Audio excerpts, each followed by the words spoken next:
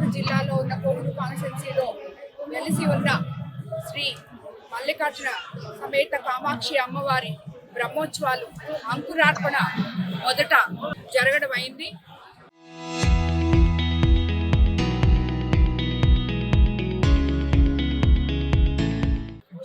ఇప్పుడే పూజలు స్టార్ట్ చేశారు.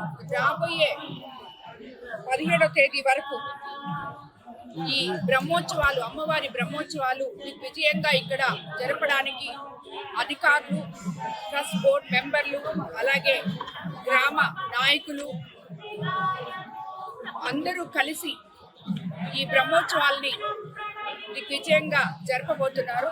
అదేవిధంగా ఇక్కడికి వచ్చిన సామాన్య భక్తులకి అన్ని వసతులు అందేలాగా అందరూ అధికారులు, ట్రస్ట్ బోర్డు మెంబర్లు, నాయకులు సమన్వయపరుచుకొని ఏ ఒక్క భక్తుడు కూడా ఇక్కడ నిరాశ చెందకుండా ఎంతో మంది నలుమూలల నుంచి ఇక్కడికి ఈ బ్రహ్మోత్సవాలకి రాష్ట్ర నలుమూలల నుంచి, జిల్లా నలుమూలల నుంచి ఇక్కడికి వస్తారు. వీటికి ప్రత్యేక బస్సులు కూడా వేయడం జరిగింది. ఈ బ్రహ్మోత్సవాలు ఎక్కడ ఎటువంటి కొరత లేకుండా చేయాలని చెప్పి నేను మిమ్మల్ని అందరినీ కోరుకుంటున్నాను.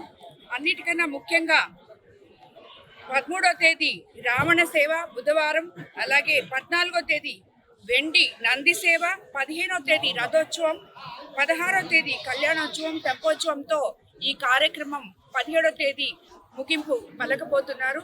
ఈ 10 రోజులు కూడా ఇక్కడికి వచ్చే భక్తులకు అందరికీ అన్నదానము, ప్రసాద వితరణ అన్నీ ఉంటాయి.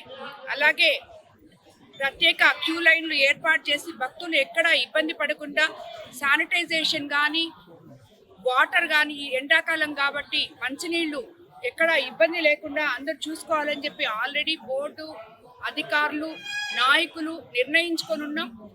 అవన్నీ కూడా అమలుపరచాలని, ప్రతి ఒక్కరికి ఎక్కడ ఎటువంటి ఇబ్బందులు లేకుండా చూసుకోవాలని పదే పదే మీకు అందరికీ తెలియజేసుకుంటూ, ప్రతి ఒక్కరికి ఇక్కడికి వచ్చే వారికి ప్రతి ఒక్కరికి మీద అమ్మవారి ఆశీస్సులు ఉండాలని, అనుగ్రహం ఉండాలని చెప్పి కోరుకుంటూ ధన్యవాదాలు తెలుపుతున్నాను.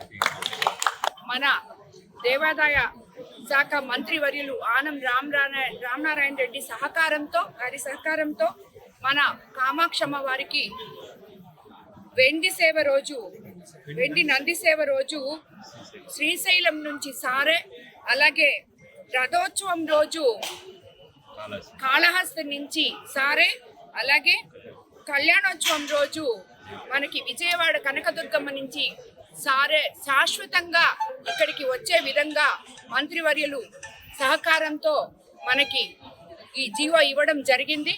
కాబట్టి ఇంకా ప్రతి సంవత్సరము ఇది నిత్యము అమ్మవారికి అక్కడి నుంచి ఈ బ్రహ్మోత్సవాల టైంలో ఈ సారలు ఇక్కడికి వస్తాయి.